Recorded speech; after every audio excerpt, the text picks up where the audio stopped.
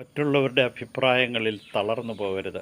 കാരണം മറ്റുള്ളവരുടേത് അഭിപ്രായങ്ങളാണ്, യാഥാർത്ഥ്യങ്ങളല്ല. പലപ്പോഴും നമ്മൾ തളർന്നു പോകുന്നത് മറ്റുള്ളവർ പറയുന്നത് കേട്ടുകൊണ്ടാണ്.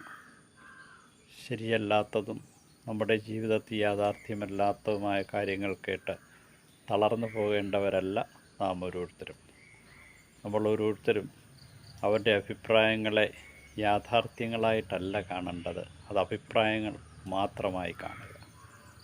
അപ്പോൾ നമ്മുടെ ജീവിതത്തിൽ ശരിയെന്തെന്ന് നമുക്ക് മനസ്സിലാക്കാനായിട്ട് കഴിയും.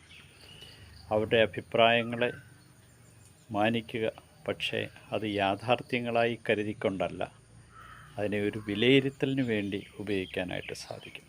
പലപ്പോഴും യാഥാർത്ഥ്യങ്ങളെ മനസ്സിലാക്കുവാനായിട്ട് നമ്മുടെ ജീവിതത്തെ ഒന്ന് അനലൈസ് ചെയ്യുന്നത് നല്ലതായിരിക്കും.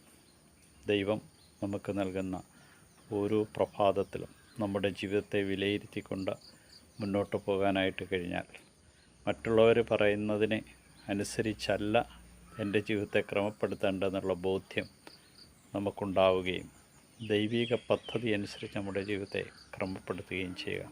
അപ്പോൾ ജീവിതത്തിൽ വിജയിക്കുവാൻ കഴിയും.